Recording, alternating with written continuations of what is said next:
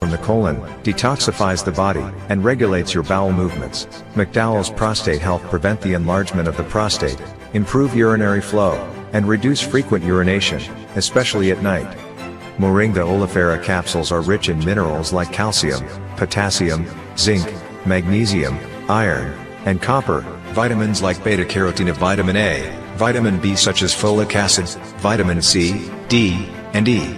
McDowell's Potassium Complex, used for treating and preventing low potassium levels, high blood pressure, preventing stroke, and aid in weight loss. McDowell's Triple Magnesium relaxes the muscles, relieves cramps and helps to control high blood pressure, improves sleep, and can calm the nerves. Magnesium is very important for the normal functioning of cells, nerves, muscles, bones, and the heart. McDowell's Ginger Turmeric helps to relieve pain, decrease nausea and enhance the immune function to help protect against illness and infection. Ginger turmeric has powerful anti-inflammatory properties and improves your circulation. Don't hold health back. Let health strike back. McDowell's, the better way to start your health. Visit Health Service Center, John Compton Highway, call 453-6417. Let your wellness be our stress. It is well known that diseases like diabetes, high blood pressure, and other illnesses may restrict blood flow, which can lead to impotence and erectile dysfunction. This is why Enhance was formulated to meet these challenging health problems, which can reduce your ability to perform. If you're having problems maintaining your manhood, then reclaim your manhood today with Enhance. Enhance increases your energy level, boosts your stamina, and increases your endurance. You can get your Enhance at Southwell VA4, Restorer Pharmacy Soufre, Knights Med Miku, Lay By Bar The Morn, Dexter's Place Jeremy Street Castries, Citygate Bar The City opposite the market, Plants Place Denry Highway, Arlette Supermarket Soufre, The Release Stress Bar Labrie Highway, Cool Joint Bar Victoria Schwazel, Prios Bus Stop 22, next to the Moshi Bus Stop opposite the Grosley Bus Stop. Prios Bar and Grill in Corinth, Grosley. Enhance, the best a man can get. The voice. Your hero is back. Raw facts, no fluffs. Shelton Daniel is here to deal with the issues. Real issues. 12:30 p.m. to 2 p.m. Monday to Friday on Real FM.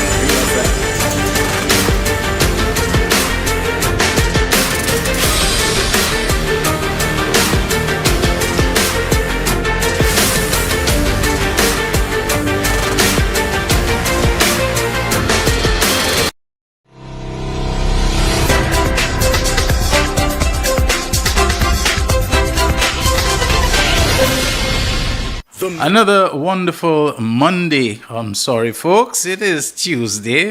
But I caught myself in time, didn't I, Jaquan? All right. I suspect these days I kind of reversing the dementia, I don't know what it is. Another wonderful Tuesday afternoon to you, everyone. When the week starts, the week, meaning Real Issues Week, starts anything other than Monday, the first working day, you can easily make that mistake and believe that it is, in fact, Monday. It is, in fact, Tuesday, actually. And the 24th day of the month of February 2026. Welcome once again to The Real Issues with me, Shelton Daniel, your host and producer, alongside our technical operator, Alton Jaquan Joseph. Hope you had a wonderful holiday weekend, an extended weekend, the Independence weekend, that your independence celebrations and whatever you chose to do on the holiday, the beach. Yeah, it's that time of the year where the beach is very attractive to many people, various forms of relaxation, and that you came out safe, you came out in one piece, you came out without any injury, you came out without any, vexation in your spirit, that your humor is up, and that you're feeling recharged for the remainder of the work week, especially. Our program airs weekdays. That's Monday to Friday, holidays accepted, from 12:30 until 2 p.m. on the radio station Real FM that serves you on two frequencies, 91.3 megahertz for the northern part of St. Lucia and 91.5 for the south. All right, speaking of the south, people, have any of you received word, as I have, it's unconfirmed at this point, of a tragic road accident somewhere in the south where several persons of the same family, according to the word reaching me, may have perished when a bus that they were traveling on plunged down a precipice. Has anybody heard that? I got the news so soon before leaving to come to the station that I didn't have time to really do some calls and check up on it, but I don't know. I didn't see it in our news, but somebody told me that a bus plunged down a precipice, and suggestions are that those on board comprised 4 persons of the same family, as I said, the driver, a man, his wife, and their 3 children. I will at this time provide no further details, which I have been supplied with, lest the information turns out to be wholly or partially unsubstantiated. So I don't want to say that when I speak of the South, this is the place I'm referring to, because then I'll be inundated with calls, even from parliamentary reps, if they haven't heard themselves. Where did that happen? I haven't heard anything about that. Oh, no. And then it turns out not to be true. But the word that I got is that a family of 5, a man who was the driver, his wife, and their 3 children were traveling in some area, more rural than central, in terms of town, village, or whatever, and their bus plunged down a precipice, and that all 5 perished. So if that is the case, it is indeed some very, very, very sad news. It is heartbreaking. It is the kind of news where in close-knit, especially rural communities, when that kind of thing happens, it really sends the whole community. You can pass around and you can feel the morose and somber mood of people and so on. It's really, really hurting. And when children are involved in it, that is even more heartbreaking. I hope it turns out to be untrue. And speaking about people being in accidents, and I'm getting that on good grounds from somebody who works at the OKEU, the Owen King EU Hospital, in some capacity, in some position, in some role where they could have told me that. They said, look, OKEU is overwhelmed, and they're overwhelmed not because of the usual propaganda that the government not managing it well, and this and that and the other, and this person and so on. OKEU is overwhelmed because of the state of other facilities at this time, that they have to be referring so many things to OKEU that they probably ought to have been dealing with themselves. But OKEU is, of this time, the most established, the most well-equipped, the most advanced, the most ready to handle a lot of the things, but they get referred to it. St. Jude Hospital is in the transition stage. It has been completed, yes. It is being gradually commissioned. Different departments and units of it are being commissioned. There is a difference between completion. The completion that took place last year was the completion of construction. The hospital is completed, but commissioning it in terms of making this part of it ready to operate and to use, this part of it to move in patients and so on. You cannot move in patients who may need radiological intervention, or who may need certain tests and so on, and the scan and radiological equipment and therapy equipment is not yet ready to put in place and to use and so on. So it's a totally different thing. There is a gradual commissioning taking place, and with that gradual commissioning, there is an ongoing relocation of people and so on, and the operating parameters of the hospital are being transferred from the temporary site, which lasted more than 15 years, at the George Odlum National Stadium, a sports facility, back to the original site at Auger in Vieux-Fort. It is taking some time, but last word I heard is that they expect everything to be completed by June of this year.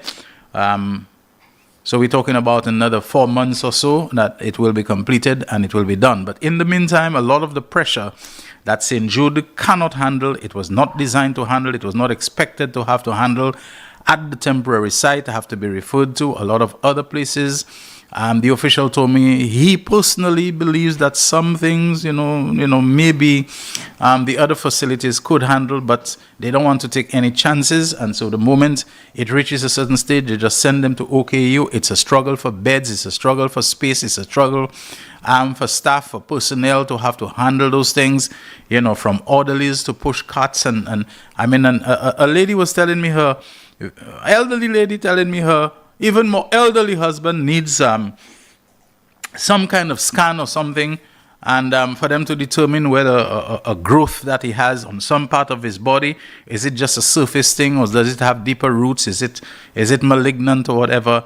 But just where he is not where he was supposed to be. They had to accommodate him in some area where they don't normally keep patients, and getting him from there to carry him, whether it is upstairs or downstairs to wherever the scan machine or the MRI, whatever is located, is a problem for them. And when they're ready to do it, or when they're able to facilitate and accommodate him, there are no orderlies to carry him, because in that area he has to be carried, as he had to be carried there, and so it is prolonging something that probably would have taken a lot shorter time. So there are challenges. OKEU is under pressure, a lot of pressure. It's not because of mismanagement, it is because of the current state of things, and basically getting transitions and relocations and personnel issues decided and settled at this stage. You know, people, there is also another problem in our country. And I don't know if that is what it is. I've mentioned it in another context on the real issues before. This attitude we have that we must always go to the very top with something, you know.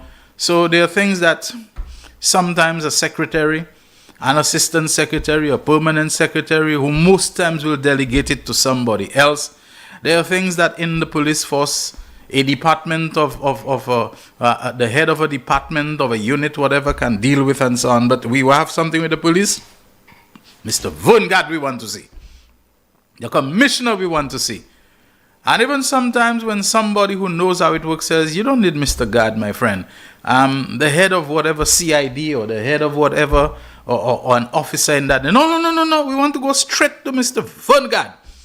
Now, according to protocol, if you're writing, for example, any correspondence that is to be written to the police force should be sent to the commissioner.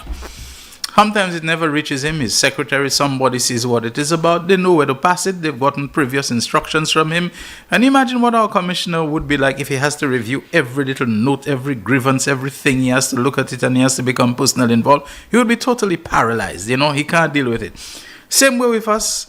We have something that has to do with the government, or woe be if we live in a constituency that is represented by an MP who also happens to be the Prime Minister. In his capacity as MP, we are at the Prime Minister's office. We have to go to the Prime Minister. I remember working in one constituency, and there was a particular lady. Before we had a little discussion and she disagreed with anything, I'm going to the Prime Minister. The Prime Minister was not the MP for the constituency, but my goodness, this lady was, and it was like asserting that I have a certain degree of connection, I have a certain degree of power. And they're putting a lot of stress on ministers and members of parliament, if everything they have to go. And sometimes even when the minister or MP or Prime Minister, whatever, tells them, okay, deal with this person, go to such and such a person, and they will be able to handle your issue and so on. No, they consider that to be an insult, and then they start all kind of reproaches that when the campaign, it's always that, when the campaign, they always had time for you, they know you. And woe be if you ever ask them to use some facility, their shop or their home, for some little meeting or whatever, which they graciously agreed to because it was a boost in prestige, or maybe they already had their eyes on sticking the claim to some entitlement or some kind of payback that they now feel they're entitled to. When they're having their meetings at my home, they used to have the meetings, and it goes on and on and on and on and on. And I wonder if we're not seeing some of that with regard to hospitals and medical facilities. That every little headache we have, which 2 Panadols on our own, or something that the community health center, the district polyclinic, or the wellness center can deal with. We insist that the newest and most prestigious and most spanking appearing facility, that's the one we want to go to. We want to go to OKEU, or we want, when St. Jude is finished, it probably will be the same thing. Sometimes the V4 or whatever, Larishus, whatever, where they're located and so on. I don't even know. Wellness center can take care of it. No. We want to go to St. Jude, the new St. Jude, for, a little, as I remember my weekend, a little allergic thing and so on, where your eyes get a little itchy or something. Sometimes you can go to a pharmacist, and just tell a pharmacist, my eyes seem to have been itchy. I seem to to have to rub them a lot lately, and I've worsened the irritation. So I know, oh, this is a fine drop, Nurin, this whatever.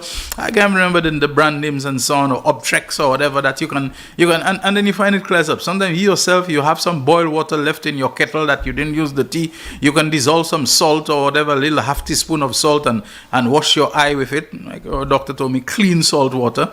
You can, the wondrous thing, you don't have to over salt it, but he said clean, and that's the thing.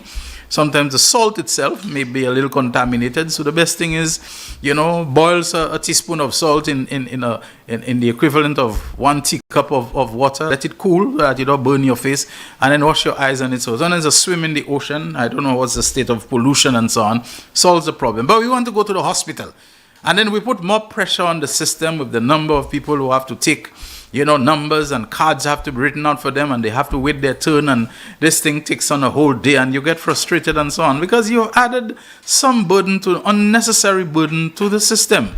The doctors who they're human beings. They need a little bathroom break. They need sometimes the time they start, they've been on the wards already before they come to do outpatient clinic and so on, and they had notes to write, and they had things to manage and so on, and they haven't had breakfast themselves, and if they take a little break, we vex and so on, and they're under stress, and they can't rush people. They need to take their time to do whatever the preliminary is. If they see somebody who is something that calls for further investigation, and sometimes a doctor may be thinking too, if you come here because of a headache, maybe it's because it's been persistent, it's severe, whatever, I can't send you away, and the next thing you die at the door there, so they might order, some kind of scan, some kind of thing for you and so on, and then this whole process takes a long time, because many of us do not understand that going to the health center is not being dismissed. It is so that you can be assessed. A nurse who's experienced whatever, they don't put any newcomer nurse in the health centers or wellness centers. They're people who've been in the system for a long time. They can see somebody and they can say, okay, let's take the person's blood pressure. So they can see your blood pressure is high. So they will write a little note. The doctor will review it. Is the blood pressure the thing causing the headache? They will check this. He'll say, okay, let's do a further test of this or that or the other, ask you a few questions. Too many of us, we always believe is right at the top. And I'm saying that maybe this could be causing some of the issues with the healthcare facilities, that they've built so many wellness centers and they've equipped them, but we all feel we have to go to OKEU. And when St. Jude finish, it's St. Jude we have to go to. The same thing, every little problem is, sometimes owners of businesses that I know about, they put in place management and so on. There's some people who take it upon themselves that they don't have confidence in this manager. They never had a bad encounter with them, Or that person too small, or say top T-boy. Every issue they have, especially if the owner of the company, the ultimate boss, had granted them this privilege of, call me anytime, or, the walk-in kind of manager and so on. They overwork it, and sometimes it is precisely that the manager did not want, or the owner did not want, for people to be calling him every time about things in which he or she may not be very well versed themselves. That may not be their field. That is why they appointed somebody to run things, or a team of management. People keep going on the phone with them all the time, knocking on their door all the time. It becomes frustrating. It becomes exasperating for them. It becomes absolutely exhausting for them that they can't deal with that kind of thing and so on. And every little thing's on a little niggling, that they have to, I believe they do that sometimes because they believe that it puts them in a stronger position. It puts them in the good books and in the good graces of the owner or the boss, who now sees them as somebody who they can trust to always tell them the vibes that's going on. And so the manager is being treated. The manager was appointed, as if he's somebody who's doing something crooked, something underhanded, and he needs to be macoed, he needs to be watched, he needs to be reported on, he needs to be told upon to the higher boss all the time. Eventually, people like that, from the experience I've had, and I've had considerable, they end up wearing out themselves, and they end up crashing and burning. They end up being found out, being seen, and then it never ends very well for them. I've spent some time on that, but I do hope that the problems that institutions such as OKEU are facing, the pressure, that a big contributor to it is not this tetwed we have, and this feeling that anything we have is always the topmost person or facility we must go to is the Prime Minister. And when the Prime Minister say, my secretary, there have been things ministers have told me, look, this person, my secretary, will handle that for you, whatever. And, I've never been dissatisfied. If I am, it's not because of the person that they appointed. Very often, these secretaries are so efficient. including some I could name from a certain minister's office. They're so efficient. They get this thing done for you. They're so pleasant. They're so courteous. They're so nice and kind and hospitable. And you know one of the reasons they're probably like that? They've been well trained, yes. They respect the impression that they make on people can reflect on their boss, and their loyalty, their commitment, their discipline. They don't want anything to reflect badly on their boss, but precisely because they are secretaries. They don't have the responsibility of a minister and a prime minister, of an Alva Baptist who have to be juggling a whole lot of things with foreign affairs and this and international trade and so on and so forth. They're laser focused and streamlined on the administrative aspects and so on of an office, and so because of that they're able to be sharper in terms of what they do, what they deliver for the boss. Don't put pressure on the boss when he has people he has assigned and who are hired to make life easier for him. Don't put more pressure on OKEU with all the things that this official told me that they have to deal with that are being referred to them, when a wellness center, a community health center, a polyclinic, whatever, can deal with that so easily for you. All right, I want to send out an appeal, and I shouldn't be doing it on the radio, but I think when it gets to her, and I know it will, that she'll handle it with the usual grace and good humor and good temper, that temperament that she always has about her, calmness and so on. Honorable Emma Hippolyte, remarkable person. And I'm not finding her that way only now that she's a minister or in politics, even before that, you know. Wonderful, wonderful, wonderful person all around, you know. If ever she gets upset to the point that she will allow you to know that she's upset, she speaks very firmly, as this motherly thing about you will point it out to you. It's very rare. I suspect if she gets upset, she knows to keep on smiling and keep on being pleasant. If ever she gets vexed, and I can't remember ever seeing her that way, but good lady, good emotional and temperamental control and so on. But as the new Minister for Labor Relations, I think this has been going on long enough that something needs to be done. I know there's a grievance procedure, and depending on the stage it is at, before a minister can intervene, it has to move from whatever stage, from labor commissioner to this to that, until minister, whatever, tribunal, you know the whole works and so on. But I did a little checking on this matter that concerned a company operating down south called Environmental Solutions, Inc., that I believe was engaged in the business of recycling, especially of bottles, like beer bottles, the glass bottles, taking them and gathering them and turning them over to whoever the factories and manufacturers of the drinks and so on are, so that they can be reused. And they may have been engaged in plastics, but I think the environmental thing, it was primarily with Wynwood and Leeward Brewery. To the best of my knowledge, Wynwood and Leeward Brewery, they hardly deal in products that come in plastic bottles, all right? Except I believe the brewery has purchased the Dubois plant, the Dubois bottling plant. So insofar as whatever plastic things, maybe for water bottles, that they continue, but generally. But their main contract, it seems, was with Wynwood and Leeward Brewery. Environmental Solutions, Inc. fell upon hard times, and sometime in 2024, late 2024, they either laid off, or however you call it. Right now at this stage, I don't think it's on a layoff. The people have been terminated. Close to 30 employees they had. They couldn't afford to pay them, they said, and this matter has dragged on, and the 30 so people, maybe a year and a half later, have not gotten paid. Whatever was due to them as their terminal remuneration and compensation, they have not gotten paid. Now, I don't want to go into things about the name of the principals and their relationships and all. This has been mentioned before. But I think a lot of people would agree with me that a year and a half is enough time for something to have been done for those people. Some may have the means that perhaps they can leave it for later or whatever, but it is the uncertainty. They really don't know what is happening. They're not being told, and this matter is taking a long time to closure. Granted, other people. Now, I am the last person who wants people, errant investors and business people, to get into the habit of believing that they can be negligent in terms of fulfilling their obligations to not just the people who work for them in giving them their severance and whatever else they owe them under the terms of their employment, under the applicable laws, the labor code, the holidays with pay ordinance, whatever it is.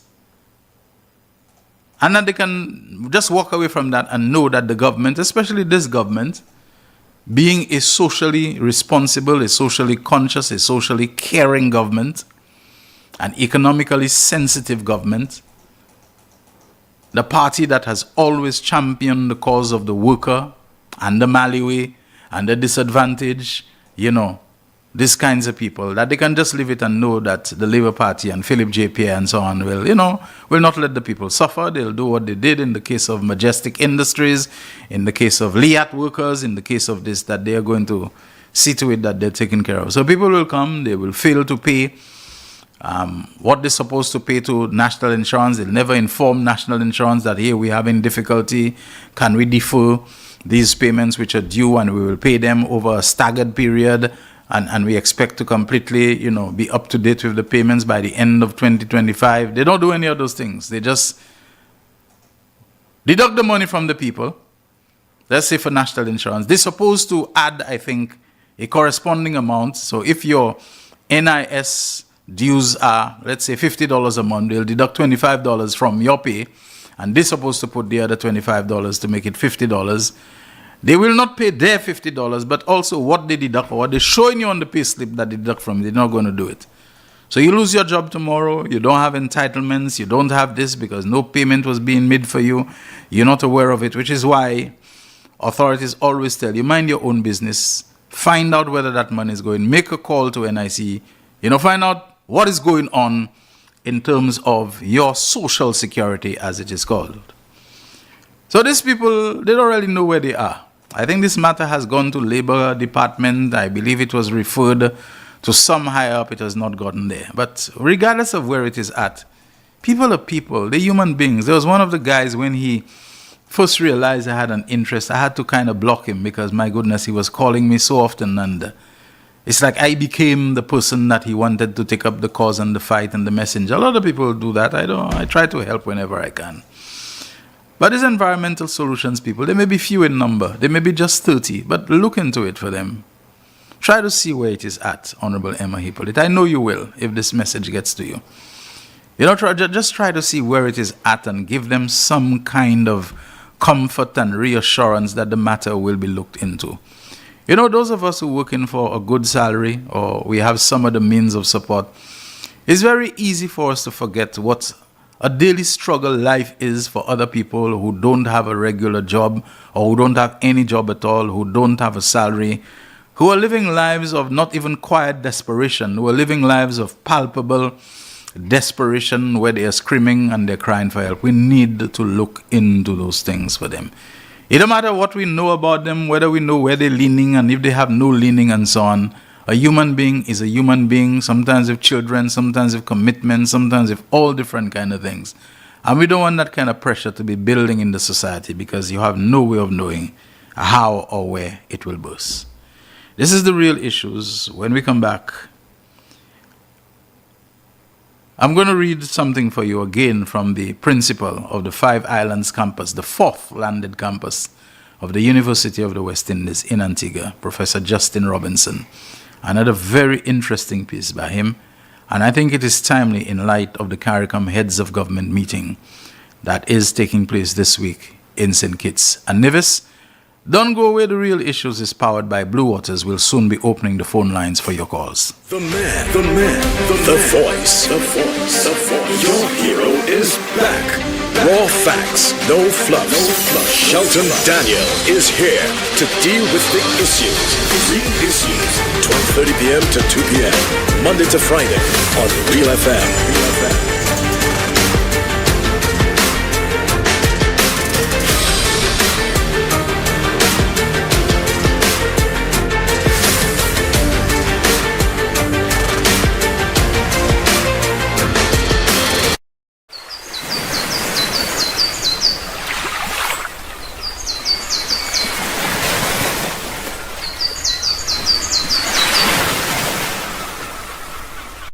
McDowell's supplements, an effective way to ensure you and your loved ones are getting the daily recommended intake of essential vitamins, minerals, and other important nutrients necessary for optimal health.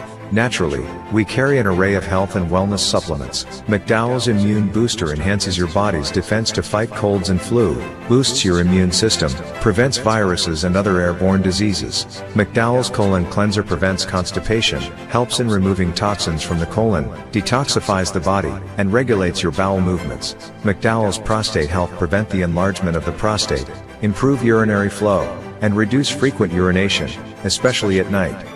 Moringa oleifera capsules are rich in minerals like calcium, potassium, zinc, magnesium, iron, and copper, vitamins like beta-carotene of vitamin A, vitamin B such as folic acid, vitamin C, D, and E. McDowell's Potassium Complex, used for treating and preventing low potassium levels, high blood pressure, preventing stroke, and aid in weight loss. McDowell's Triple Magnesium relaxes the muscles, relieves cramps and helps to control high blood pressure, improves sleep, and can calm the nerves. Magnesium is very important for the normal functioning of cells, nerves, muscles, bones, and the heart. McDowell's Ginger Turmeric helps to relieve pain, decrease nausea and enhance the immune function to help protect against illness and infection. Ginger turmeric has powerful anti-inflammatory properties and improves your circulation. Don't hold health back. Let health strike back. McDowell's, the better way to start your health. Visit Health Service Center, John Compton Highway, call 453-6417. Let your wellness be our stress. It is well known that diseases like diabetes, high blood pressure, and other illnesses may restrict blood flow, which can lead to impotence and erectile dysfunction. This is why Enhance was formulated to meet these challenging health problems, which can reduce your ability to perform.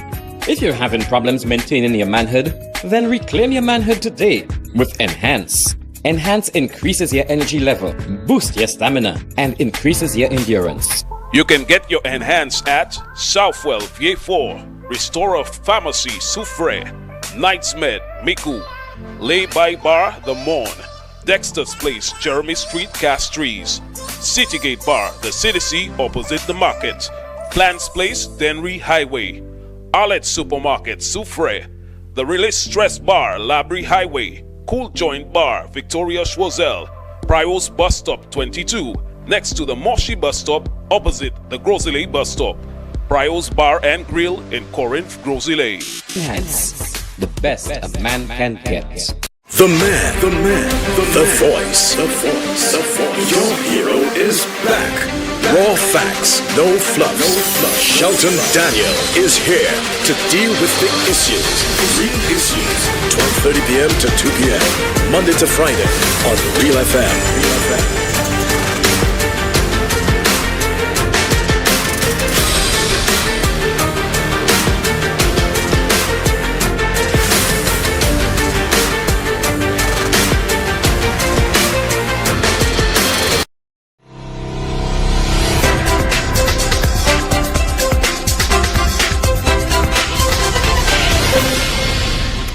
Appreciate you staying with the Real Issues powered by Blue Waters here on Real FM Radio, NBC Television, Facebook and YouTube live streaming.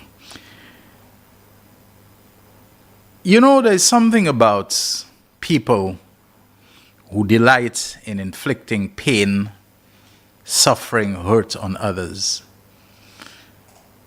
They like to make you feel it's something wrong that you've done.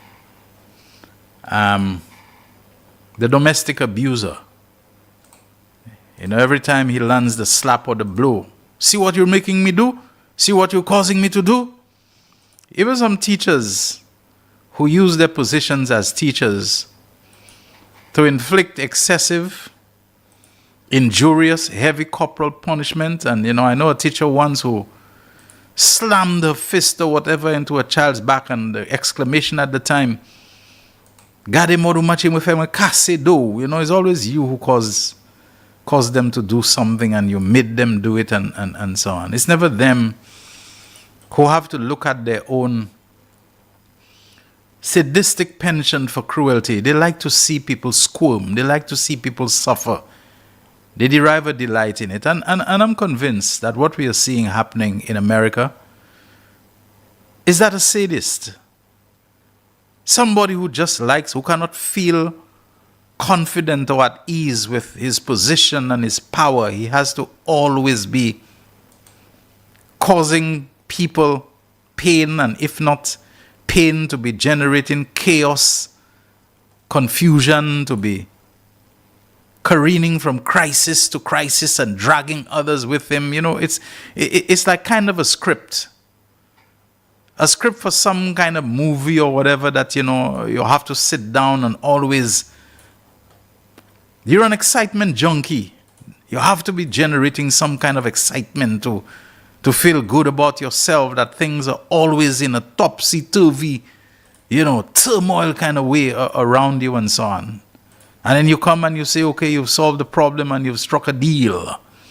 And then no sooner do you strike the deal than the deal is off. You revoke the deal. Even when your highest judicial body has made a pronouncement that your tariffs that change from moment to moment, not even as long as from day to day, that they're illegal. No sooner have they issued their ruling or judgment, whatever, and you're already imposing new tariffs. 15 versus 10% on the rest of the world. Then the 10% within minutes changes to 15%. And who knows, you might wake up tomorrow. So it's like basically saying to your Supreme Court, I will not be brought to heel. I will not be managed. I will not be curtailed. I will not be told what to do. You tell me that the tariffs I have, I'm going to put new tariffs, different tariffs, whatever. And so this whole thing about a country and a government always being in court, the litigation is unending and so on. You continue, and I looked at it and I said, goodness me. How did America, the nation that wants to tell everybody else what to do, how they should behave, how did they get to that state, and nobody seems able to decisively and comprehensively, if not stop, but to control that president?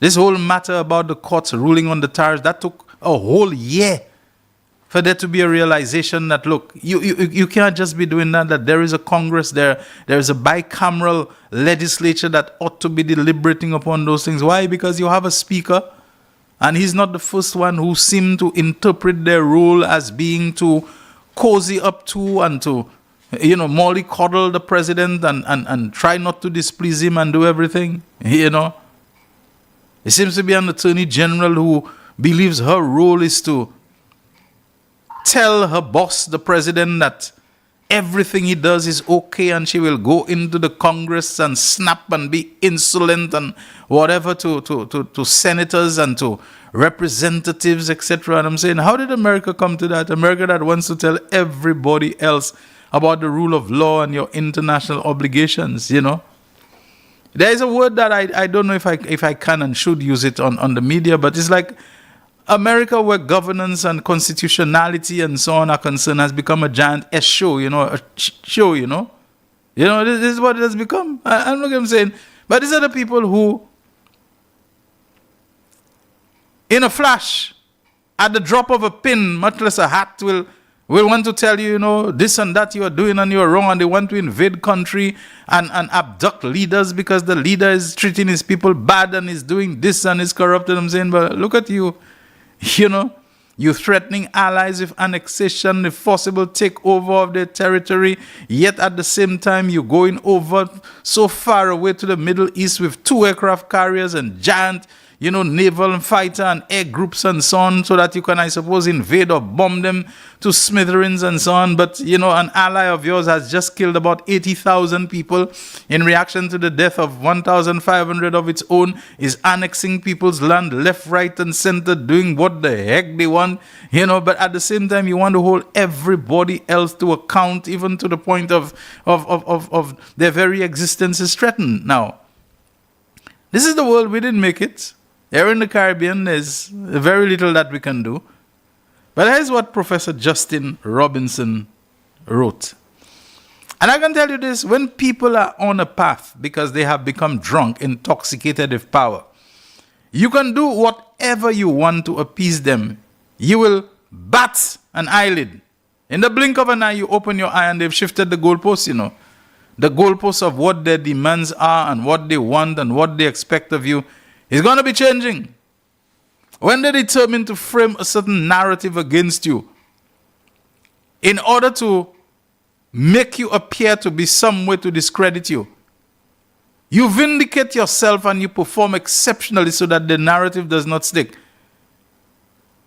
They're going to change it around to something else because their determination, whether it is to show you as a dishonest person, whether it is to show you as a lazy person, whether it is to show you as a negligent person, whatever, they will shift and they will change it. It's like, I will go and complain to somebody about, just using him as an example, about Jaquan. Jaquan is this, Jaquan is that.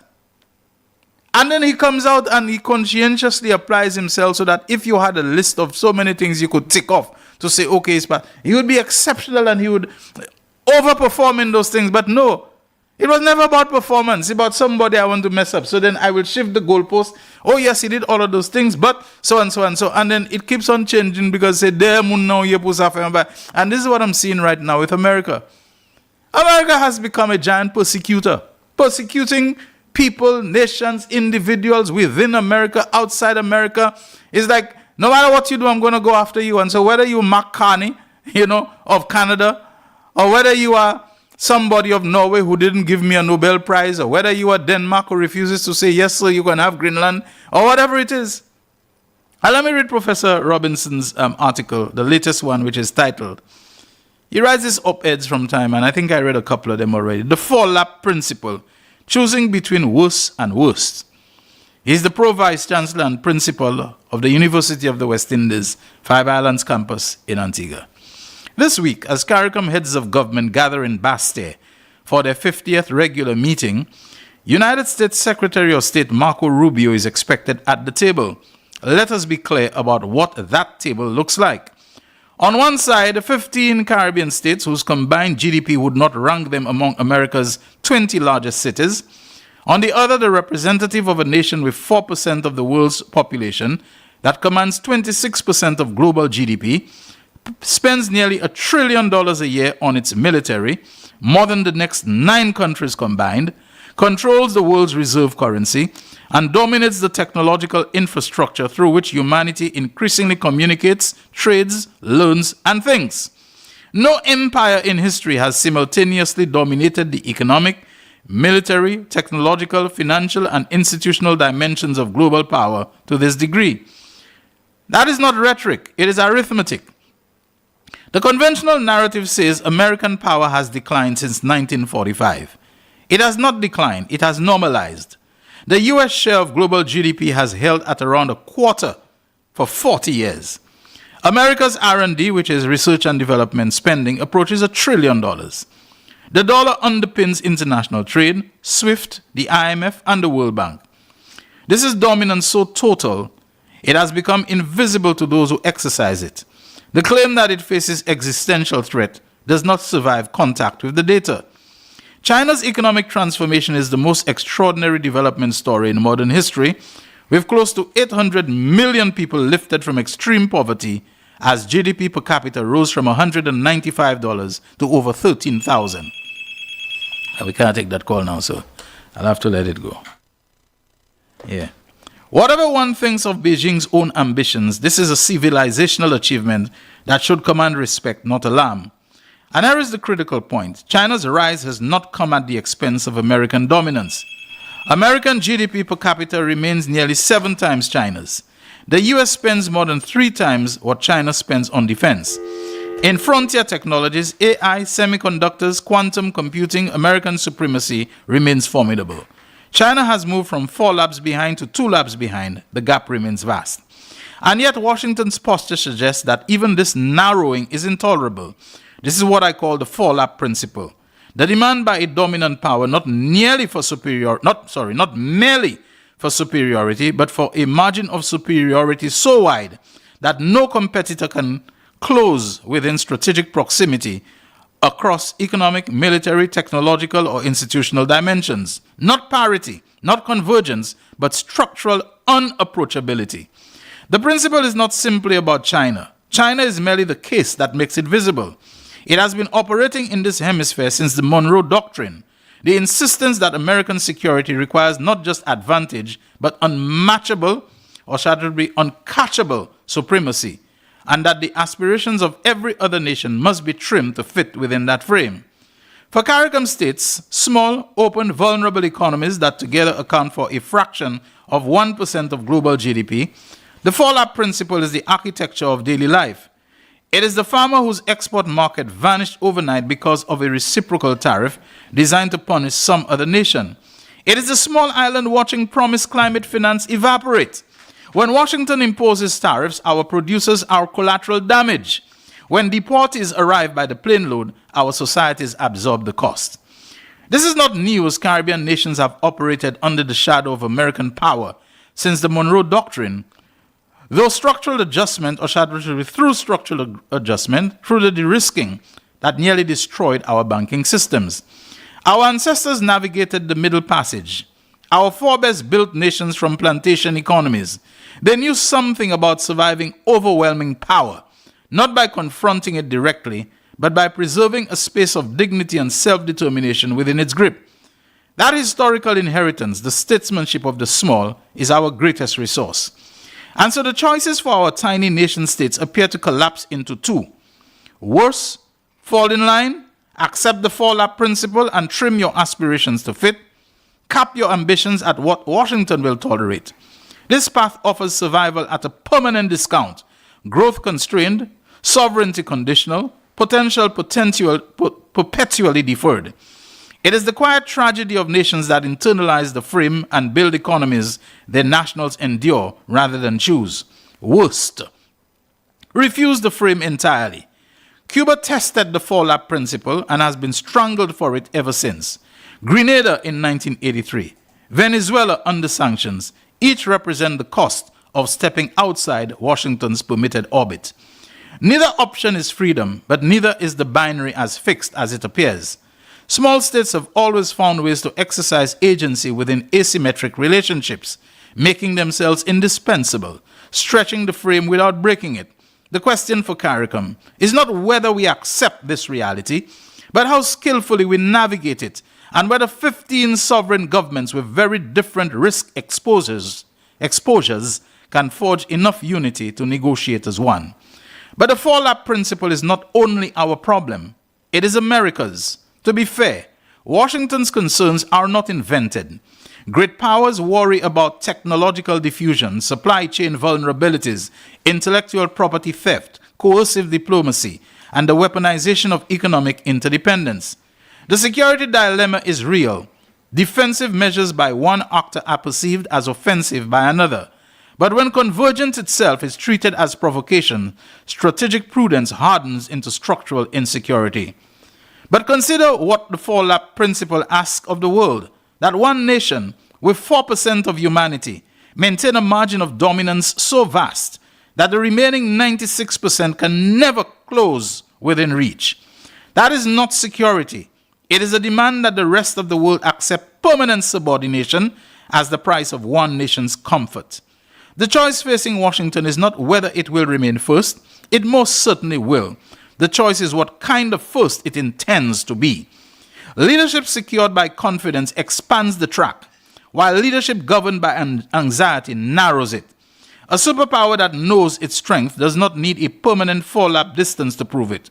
But when advancements in any other nation is treated as provocation, the pressure radiates outward, not to the rival in the next lane, but to the smallest runners at the edge where the track is already thin. The Caribbean does not seek parity. It does not seek to outrun the United States. It seeks room to build resilient economies, to diversify partnerships, to dignify its development without that aspiration being misread as defiance. Our relationship with the United States is deep and indispensable, bound by geography, culture, commerce, and shared security. This is not an argument for rupture, nor is China a substitute hegemon waiting benevolently in another lane. Dependency does not disappear when its accent changes. If hemispheric stability is the shared objective, 3 practical adjustments follow. 1. Climate finance must move from pledges to binding disbursement schedules with streamlined access for vulnerable economies. 2. Trade and sanctions regimes designed for strategic rivalry should incorporate formal carve-outs for small, climate-vulnerable states, insulating them from collateral damage. 3. Migration and security compacts must explicitly recognize reintegration costs and shared fiscal responsibility rather than transferring the burden downstream. These are not radical demands, they are stability-enhancing mechanisms. If American leadership is as durable as its record suggests, it can afford to lead without fear of being approached. It can afford to see convergence not as encroachment, but as evidence that the system it shaped is working. That is the hard-working conversation our leaders must have, not just with Mr. Rubio, but among themselves. And clearly to Washington, we are prepared to be full partners in hemispheric stability, but we are not prepared to be collateral damage in a race we never entered. Let us hope they find, as Caribbean people always have, the narrow path that this time they pave it with a unified voice. True leadership by a dominant nation is not measured by how far ahead it runs, but by how securely others are allowed to run alongside it without being pushed toward the margins. True leadership will not ask free people to choose between worse and worst. I tell you, there are very few of these op-eds by Professor Justin Robinson that I have read and not been impressed with. Only one thing towards the end. Professor Robinson apparently feels that CARICOM leaders, in addition to talking to Rubio, they need to talk among themselves. They need to have one voice. This is the problem with areas such as the Caribbean and Africa and black people and so on. There is always at least one voice that is a spoiler, a joker in the pack. And we know who it is this time around. We know CARICOM. And the funny thing is that that voice within CARICOM is a powerful, is an influential one, is one that holds some cards that can negatively affect the others. And anytime you see you're trying to accomplish something, and you have at least one destructive Suse, one Suse who holds a lot of power, who holds a lot of cards, who holds a lot of influence over others, sometimes that great superpower that you might have been able to appease, that you might have been able to influence, that you might have been able to persuade to take another look, that one privilege, Suse, in the sub-pack and so on, is basically going to be telling them, no, don't bother about these people. What you're doing is perfect. What you're doing is correct. As long as my territory, as long as my government, as long as my country is guaranteed special preferential treatment and we get our way, don't worry about these other people. You know, there's something somewhere in one of his epistles that the Apostle Paul said about some people who were preaching the gospel. He was happy for the gospel to be preached everywhere. That was the mission of his life after his conversion from being a Zionistic Jew to being the foremost Christian, evangelizer of his time. And he said that these people were preaching the gospel out of contentiousness. They were preaching it in a manner supposing to add to my chains. Supposedly that he was out there through a lot of persecution and violence and beatings and stonings and, the worst life you could express a man to be subjected to.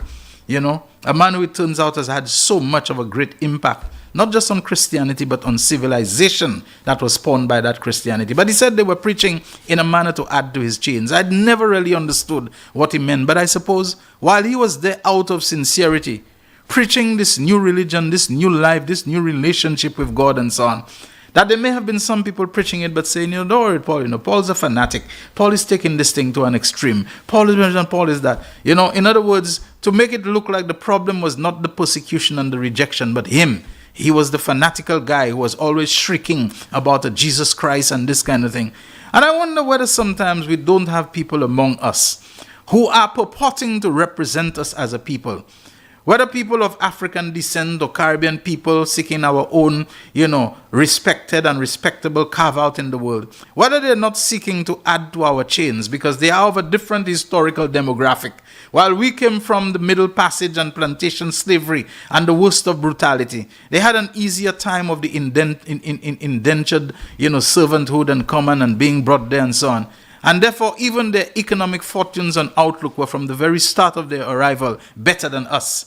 So they can afford to indulge themselves in a certain degree of preening and appeasing on the one hand, as long as their paramountcy over, the broad demographic of the Caribbean is ensured and so on.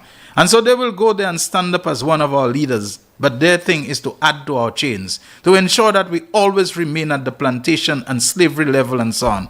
There is that kind of racial and social stratification that continues in the mind of people.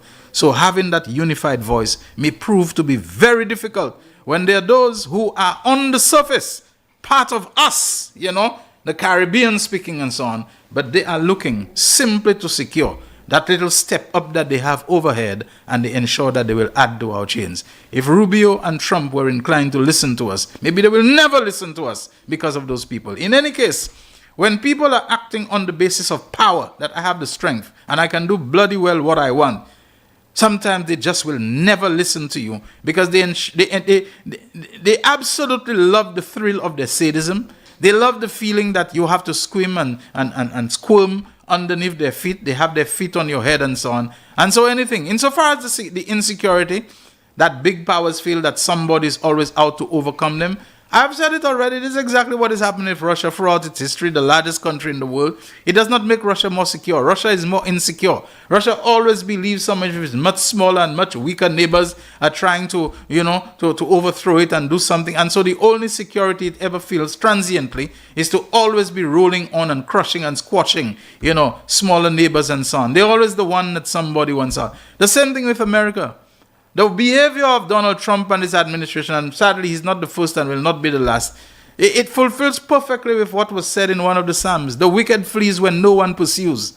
They always believe that if you're making a little bit of money on the CIP, if you're making a little bit of money on offshore financial services or whatever it is, that somehow you're going to crash the economy. And so they're always trying to wreck you, because anything you do in terms of progress, or anyone who tries to help you, is helping you to become, obstinate and insolent and an upstart and someone who can travel them. And so they're always looking to beat you down. It is not any coincidence that the people that America targets are always people who are trying to help us in the Caribbean, among many other places. The Castros and Cuba, what they have done for us in education, what they have done for us in healthcare, even while they are struggling with their internals. Venezuela, under Chavez, more clumsily handled by Maduro, who in the midst of what should have been the best and greatest solidarity of CARICOM, increased his threats against Guyana and so on for annexation and this sort of thing. Gaddafi, that the people bombed him into nothing. How did Gaddafi and Libya and an internal civil war, whatever in Cuba, become a NATO issue that the people were sending the most advanced jets to go and bomb and so on? And whoever it is who tries to give us a helping hand, it wasn't long after President Tinubu of Nigeria came here and made certain, approaches and so on to us to help us and so on, that America was taking an interest in Nigeria and the killing of Christians, and they had to intervene directly because Christians were being slaughtered in Nigeria and this kind of thing. All of a sudden, anywhere that tries to extend a hand of benevolent solidarity and assistance to us, America and other nations of the West quickly crush them. Why is that? We need to ask ourselves, why is that? Because the Caribbean is our backyard. You must not rise. You must not become too ambitious. You must not show a certain degree of self-reliance, because that means that our dominance, our hegemony, our foot on your head capacity is going to be diminished. We have to watch out for those things. But I understand there's much we cannot do. But this is why big, powerful countries ultimately always fall under the weight of their own insecurity and their own nervousness. The wicked flees when no one pursues. And when they have that power, bringing them to reason, I'm not hopeful that Marco Rubio can be persuaded to change his stance on anything any more than the ancient Pharaoh of Egypt could have been persuaded to let the people go. As long as you feel that sense of power, and nobody can test me, and nobody can talk to me, even when things begin to go wrong for you, you remain as obstinate, you remain as stubborn, you remain as absolutely immovable in your position and so on. It has to take a great calamity and a tragedy which only God can bring upon those who believe that they are gods, to show them that ultimately they will go the way of all flesh. They will die as men and fall like any other prince. The real issues, let's open the phone lines for anyone who wants to make a call. In fact, I think we are at the time of our next break. So let's take the break and then we'll open the phone lines for anyone who wants to call. The man, the voice. Your hero is back. Raw facts, no fluff. Shelton Daniel is here to deal with the issues. Real issues. 12:30 p.m. to 2 p.m. Monday to Friday on Real FM.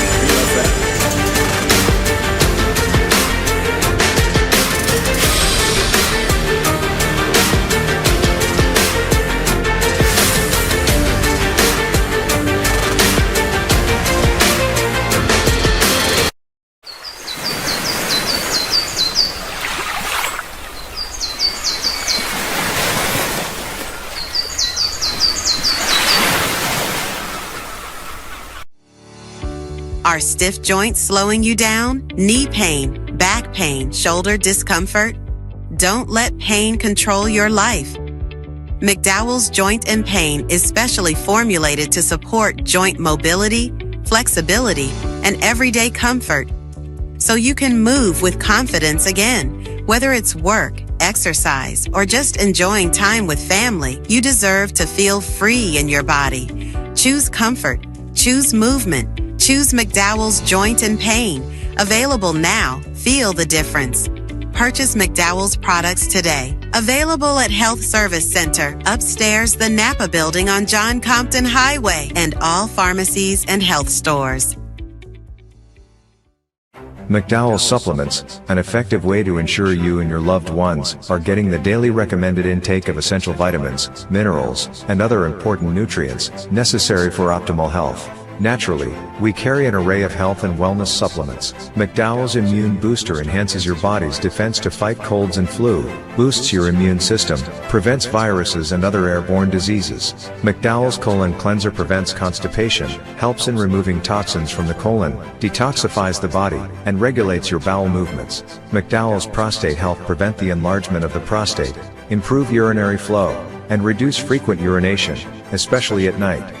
Moringa oleifera capsules are rich in minerals like calcium, potassium, zinc, magnesium, iron, and copper, vitamins like beta-carotene of vitamin A, vitamin B such as folic acid, vitamin C, D, and E. McDowell's Potassium Complex, used for treating and preventing low potassium levels, high blood pressure, preventing stroke, and aid in weight loss. McDowell's Triple Magnesium relaxes the muscles, relieves cramps and helps to control high blood pressure, improves sleep, and can calm the nerves. Magnesium is very important for the normal functioning of cells, nerves, muscles, bones, and the heart. McDowell's Ginger Turmeric helps to relieve pain, decrease nausea and enhance the immune function to help protect against illness and infection. Ginger turmeric has powerful anti-inflammatory properties and improves your circulation. Don't hold health back. Let health strike back. McDowell's, the better way to start your health. Visit Health Service Center, John Compton Highway. Call 453-6417. Let your wellness be our stress. It is well known that diseases like diabetes, high blood pressure, and other illnesses may restrict blood flow, which can lead to impotence and erectile dysfunction. This is why Enhance was formulated to meet these challenging health problems, which can reduce your ability to perform. If you're having problems maintaining your manhood, then reclaim your manhood today with Enhance. Enhance increases your energy level, boosts your stamina, and increases your endurance. You can get your Enhance at Southwell VA4, Restorer Pharmacy Soufre, Knights Med Miku, Lay by Bar The Morn, Dexter's Place Jeremy Street Castries, Citygate Bar The City opposite the market, Plants Place Denry Highway, Arlette Supermarket Soufre, The Release Stress Bar Labrie Highway, Cool Joint Bar Victoria Schwazel, Prios Bus Stop 22, next to the Moshi Bus Stop opposite the Grosley Bus Stop. Prios Bar and Grill in Corinth, Grosley. Enhance, the best a man can get.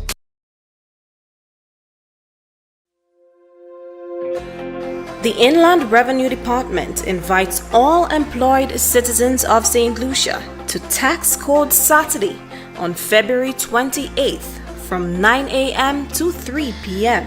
With recent changes to your allowances and deductions, updating your tax code helps you pay the right tax and not a cent more. Visit us at one of any of these locations: the Rodney Bay Mall Car Park, Derek Walcott Square, the Mabuya Valley Credit Union Car Park, Uptown Business Center Car Park in Viewfort, or the Soufre Bus Terminal. Remember, your tax code is your tax-free income. Don't delay. Update your tax code on Tax Code Saturday, February 28th. Inland Revenue Department, working with you for a fair tax system. The man, the voice. Your hero is back. Raw facts, no fluff. Shelton Daniel is here to deal with the issues. Real issues. 12:30 p.m. to 2 p.m. Monday to Friday on Real FM.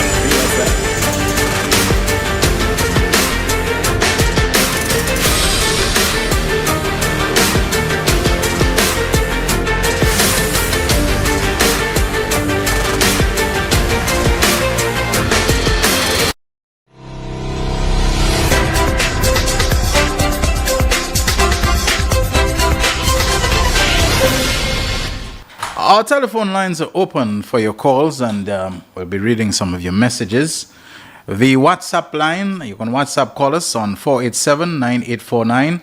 That's 487-9849. And also on where we're getting our first call on the landline 4533-911. We're taking that call straight away. Real Issues, you're on the air. Yeah, good afternoon, Mr. Daniel. How are you doing? Yeah, I'm fine. Yeah, America's brand of democracy is not true democracy because they break their own laws openly, while they claiming to be champions of international morality and human rights. They never allowed us as black people to compete with them on an equal and level playing field. Because we could remember what they did in Tulsa, Greenwood, Oklahoma, what they did to Black Wall Street. Every time these people see black people is advancing through the upward mobility, they are trying to bring us down. And they continue to do that over and over again. Imagine they have their own CIP, but they are trying to undercut our CIP and to keep us down. But there's a saying by Solomon that pride goeth before destruction and a haughty spirit before fall. True. The Almighty will deal with America in time and in due course. Yeah, thank you. Thank you very much. Thanks a lot. Good call. Couldn't have thought of a better one to open, our calls today. And we have another one coming in on the WhatsApp line. Real Issues, you're on the air, my friend. Go ahead. Good day, Shelton. Yes. Listener, yeah. I don't know, I don't know if you heard about the tragedy that happened in the South, where a bus went down a precipice in a whole family parish. Yes. Yes, I can confirm that. He was a good friend of mine. He was a driver at Comfort Bay. He was a driver at Comfort Bay? Yeah, he was a driver at Comfort Bay. Okay. For the senior citizen home. Okay, so I just want to add, like they say, the harder they come, the harder they fall. Yeah, America will fall eventually. And I want to commend the independent committee on a job well done. I mean, there were so many activities, Shelton. I didn't even know which one to attend. Okay, make it quick, and we have another caller waiting. Yes. So I just want to commend them, and also export St. Lucia for taking the export to the South, giving the businesses in the South more exposure. So that was a good initiative. I just want them to keep it up, and I realize it's only getting bigger and better every year. So I want to commend them on that. Okay. Yes. All right, okay, thank Shelton, you. Yeah, have a good all one. right, Real Issues, you're on the air. Go ahead. Hello? All right, looks like I may have pressed the button twice. So I answered and I released almost immediately. I'm sorry about that, caller. 4533911 is still open. We can take your calls. Meanwhile, the Ministry of Equity, Social Justice and Empowerment is in notifying clients of the Public Assistance Program of Babonneau, Castries, Grosile, Soucy, and Millet regions that payments for the month of February 2026 commence from today, Tuesday, February 24th, 2026 to Thursday, February 26th, 2026 from 9 a.m. to 12 p.m., the payments will be made at the CCC, that's Castries Constituency Council, from Pena Street, on Pena Street in Castries. All right. Further information, contact the ministry, 468-5103 or 5108. That's for Castries. And for VA4, 4546-478. You're on the air, caller. Go ahead. Hello? Yes, hello? Yeah, you're on the air. Go ahead. Yes, you know, what America doing there, I do support it, but when you really watch it, like America that ruling the world for now, you know, so they have more to do until the fall. But to make it short, Jeremiah 50 and 51, when you read Jeremiah 50 and 51, that's the fall of America or Babylon. Okay. Yeah, so you one of those who believe America? You one of those who believe America is Babylon? I'm very hot before it goes out. Yeah, so that's what's going on. All right. Okay, my friend. Thank you very much. Whether or not it is, but I mean, it cannot be plain wrong or any more wrong than that. But you know, great power has to come with great responsibility, with compassion, with everything. And what we are seeing is basically an all-out big stick policy. I don't even think Monroe, you know, the articulator or the form of the Monroe Doctrine would have handled things that way. Real issues, you're on the air. Go ahead. Shelton, good afternoon. Hi, good afternoon to you. And to all your listeners, good afternoon. Shelton, this is the first time I call in your show, but I want to ask you, what do you think of Russia's position in terms of political wise? I don't understand the question. What exactly you mean? In other words, what do you think of Russia's stance concerning the Americans and the other colonizers that colonized Africa? What do you think of Russia's position on that? I don't know. Russia is not in a very strong moral position, you know. I mean, when you yourself invading people's country and imposing yourself on them the way Russia has been doing, and not now, you know, it's not just Ukraine. Russia has been doing that thing from way back. Russia has invaded and occupied Afghanistan twice. They have done it in almost all the countries that are bordering them. Let me just tell you something that's interesting about Russia that many people don't realize. The West, including France and the UK and so on, which is what led to the outbreak in the hot phase of World War II, declared war on Nazi Germany under Adolf Hitler for what? For invading Poland, okay? A country, Poland and so on, they invaded and occupied. What is less well known is that Russia got a concession. Russia was then the Soviet Union, okay? You know what they did? They also invaded Poland, you know? Germany invaded from the west, Russia invaded from the east, and they split Poland between them.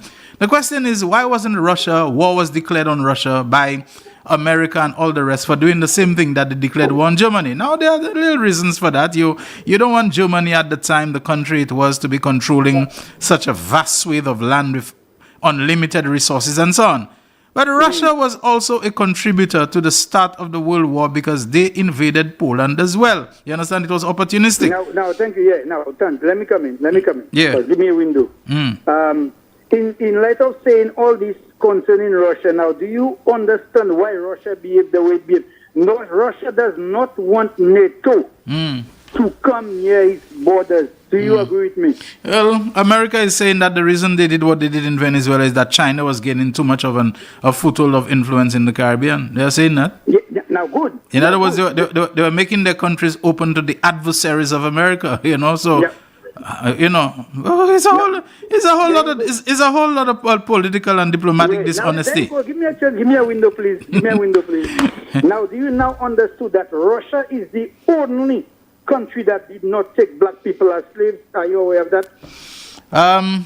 You sure of that? They're the only country? Yes. Okay, sir. Okay. Well, I haven't given that much thought, but I don't know. Do your research. You will find that Russia is the only country that did not take black people as slaves. Now, do you know also that Russia is the only country helping Africans to get back their land?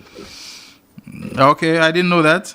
Oh, you didn't know? Well, I'll tell you why NATO is so against Russia.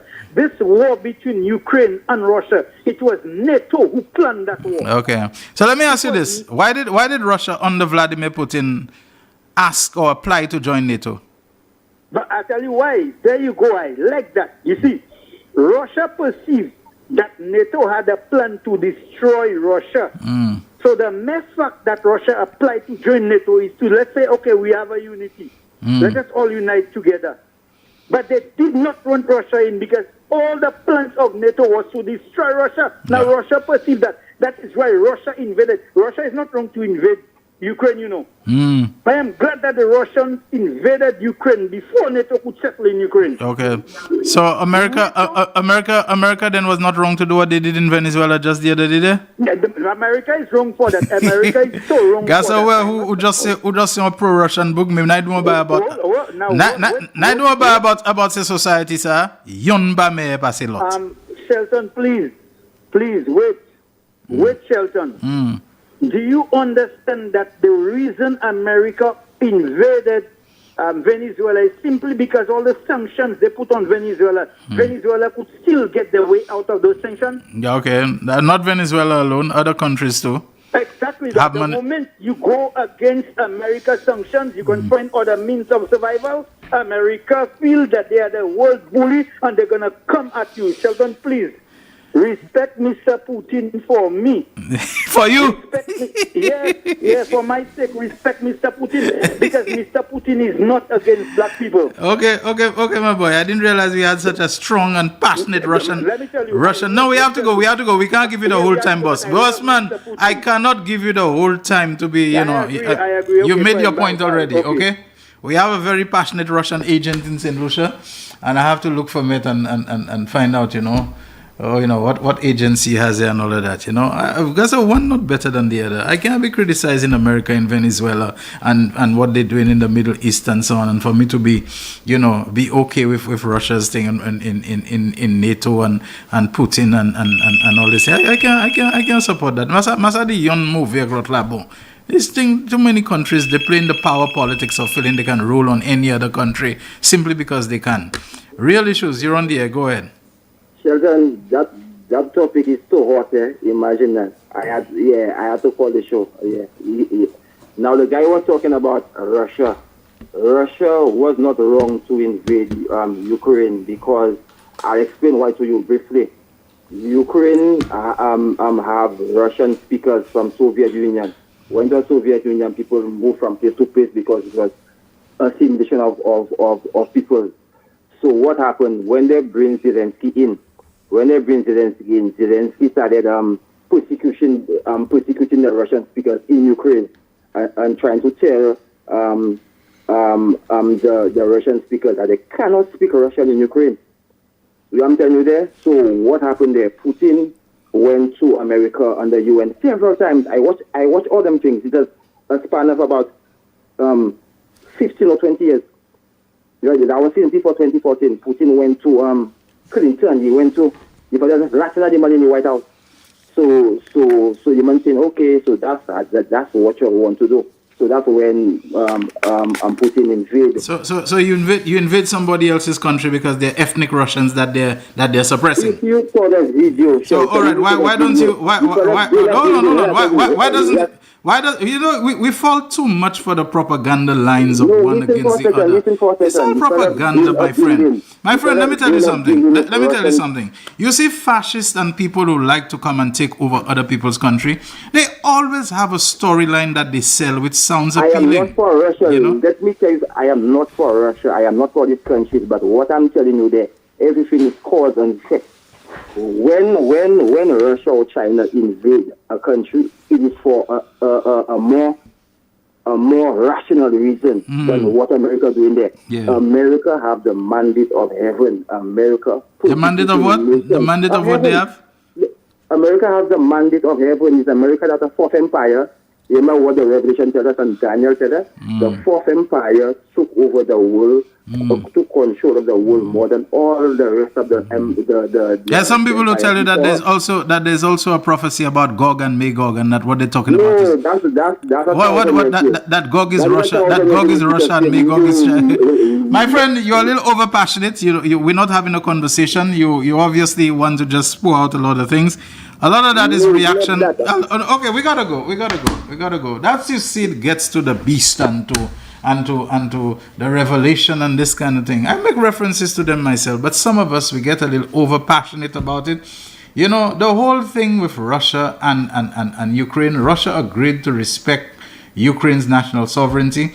The NATO thing did not become an issue until Vladimir Putin went and annexed a part of Ukraine called the Crimea back in 2014, and he did it in a reaction to an ally and friend of his called Viktor Yanukovych, an ethnic Russian but Ukrainian, being overthrown. Putin got angry because he saw the overthrow of Yanukovych as being a repudiation of Russia and of him personally, So Putin goes in and he reacts to Yanukovych being thing by seizing a part of Ukraine called the Crimea, which Russia had agreed would be part of Ukraine in the post-Soviet world. There was actually a treaty to that effect, I think called the Treaty of Minsk, where they agreed that the Crimea is part. You just come and you just seize it.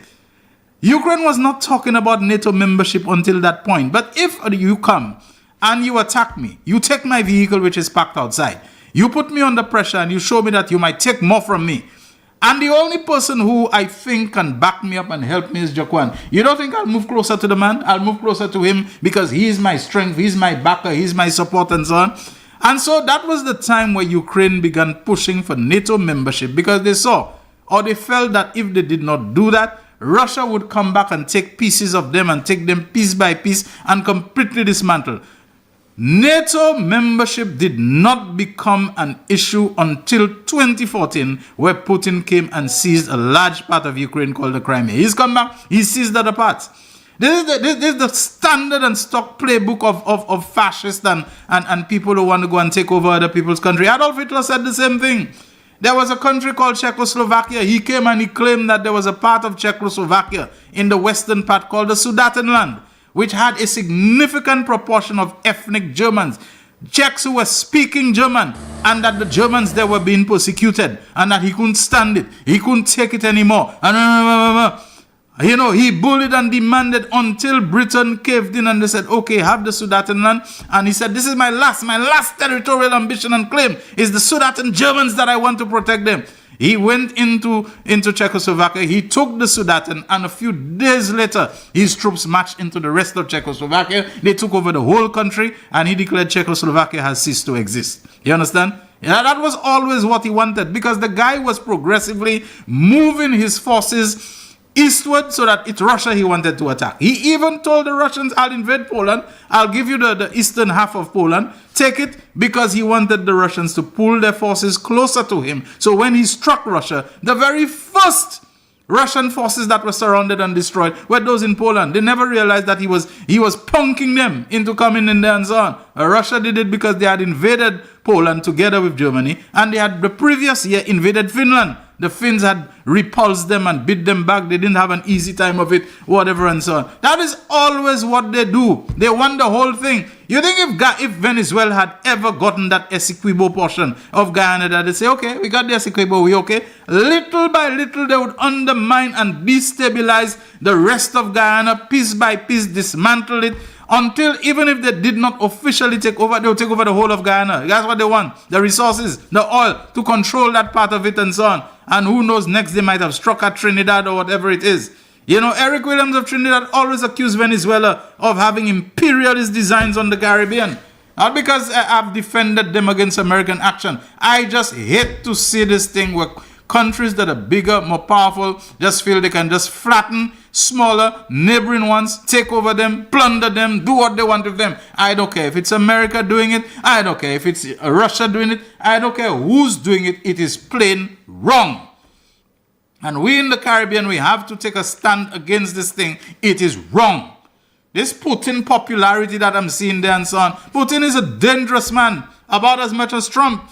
And look at, they make a show about calling with each other just so that they can basically dupe the rest of the world into thinking the fellas are buddies. And that is why you don't hear Russia making much noise or any noise about what is happening in Venezuela and what is happening in Cuba. Because they know there must be some secret backroom deal, to basically leave each other alone. I'll not put too much pressure on you over Ukraine. You don't put pressure on me over Russia and Venezuela. This is my zone. This is my hemisphere. You basically can do it. It might take you along there. That's what's going on there. It's a little show of token resistance and so on. Let me tell you something else that you probably don't know. I didn't know it myself until this morning. Do you know the Cubans are also helping in other places? We believe the Cuban medical thing and the doctors, is only in the third world and St. Lucia and those places. The Cubans are as far afield as Europe itself, within the EU.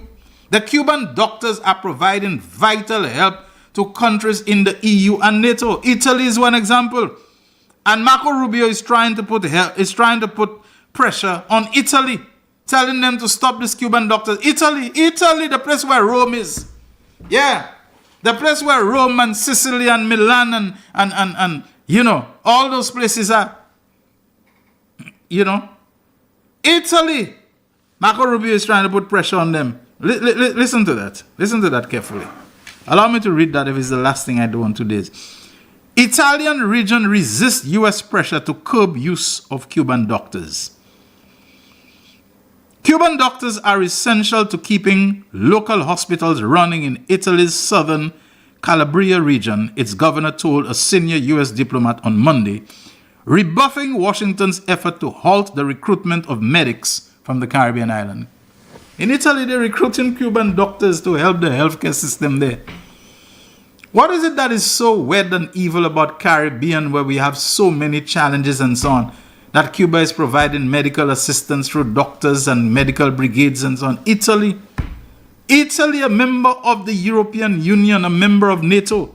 They're trying to put pressure on them there now.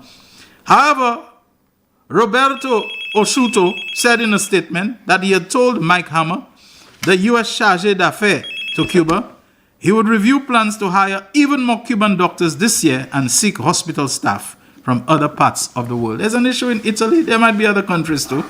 In the EU. Anyway, real issues, you're on the air. Go ahead. Yeah, good afternoon, Shelton. How are you doing?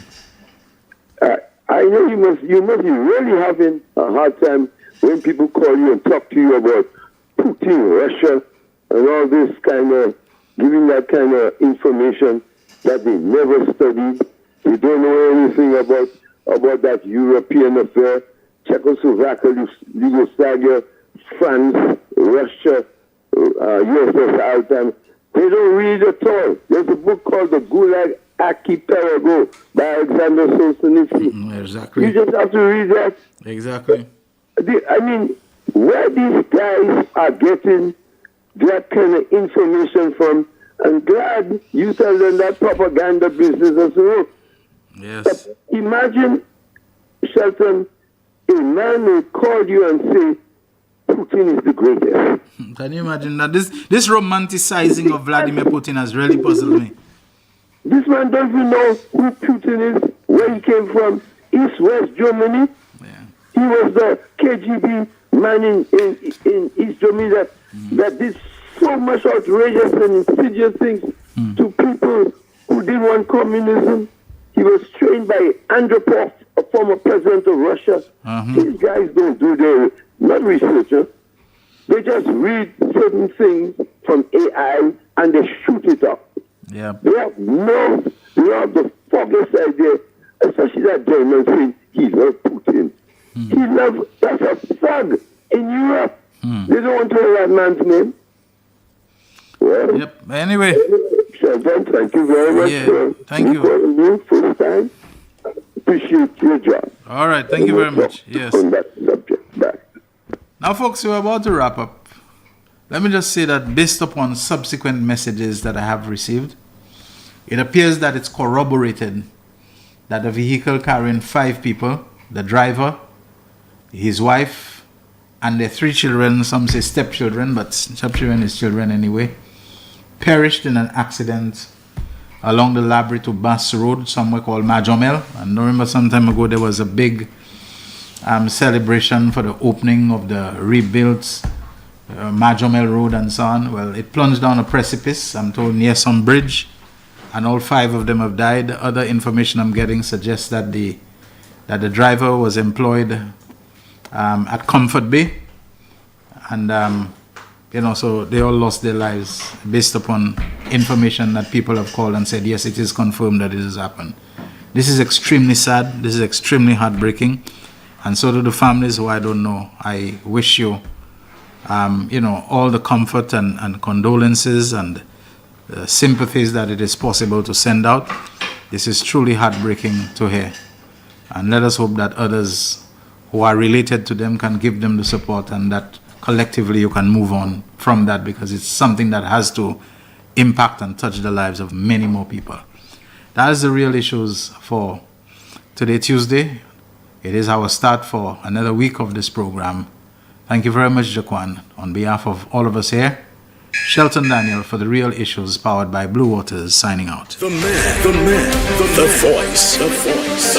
Your hero is back. The draw of Tuesday, 24th February 2026 will double daily grand 24721. Big 47619. Big for multi-X FP. Pick 260. Pick 2 multi-X FP. 1 off 282. Lucky 3 195. Lucky 3 multi-X FP. The voice. Your hero is back. Raw facts, no